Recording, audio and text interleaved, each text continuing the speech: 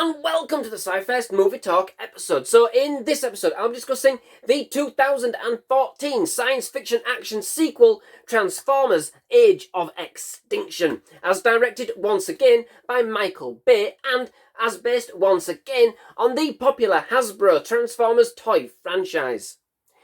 Age of Extinction is the third sequel to Bay's original 2007 Transformers blockbuster, and so is the fourth movie to be released in the overall Transformers live-action movie franchise.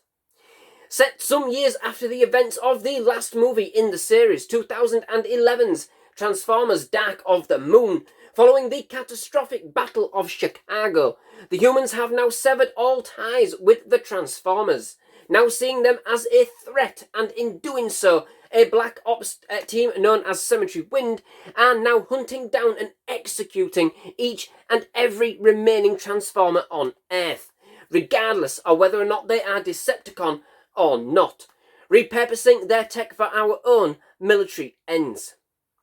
The Autobots, after helping Earth on numerous occasions, once our allies, are now fugitives themselves, hiding in the shadows, waiting for their leader, one Optimus Prime, as voiced by Peter Cullen, and to rise and lead them to victory once again. However, Optimus has been out of the picture for quite some time, battle-scarred and badly injured. That is, until he is found by inventor Cade Yeager, as played by Mark Wahlberg, who, along with his daughter Tessa, as played by Nicola Peltz, Beckham, look to bring Optimus back into his fighting prime. Rallied on by those Autobots that remain, pursued around every turn by Cemetery Wind who want them dead, Optimus and his team of renegades look to turn the tables, and in doing so, just might save us all once again from the brink of extinction. So, directed by Bay once again, this time he opts to press the reset button on the cast, having the first three movies from kind of their own kind of trilogy of sorts, and opening up a series of kind of new ideas and new ideologies for the Transformer universe that would kind of lead itself into a wider story about the source of the Transformers themselves, a race known as the Creators. Personally, I like the transition, or at least I do to begin with. The film actually sets up more of a human element this time around, swapping teenage angst for a dysfunctional family dynamic, but it has heart in doing so. Don't get me wrong, it's not substantial, as with most Bay productions. It serves its purpose and nothing more.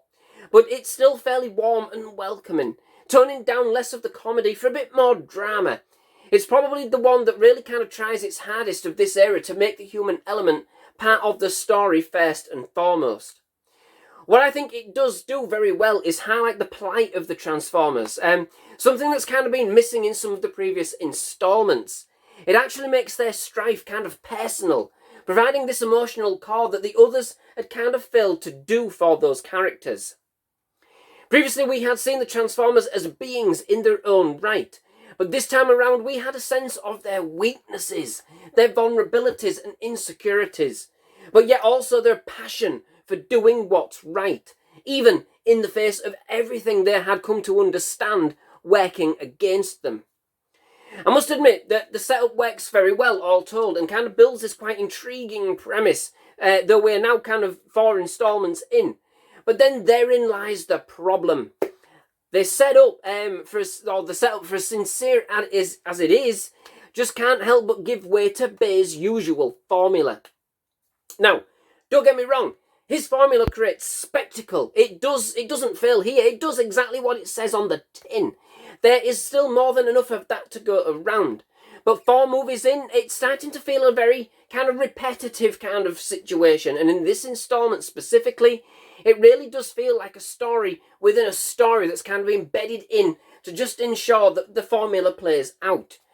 But in the end, not knowing when to quit, I did find myself kind of phasing out just when the film's kind of supposed to make me kind of sit up on the edge of my seat.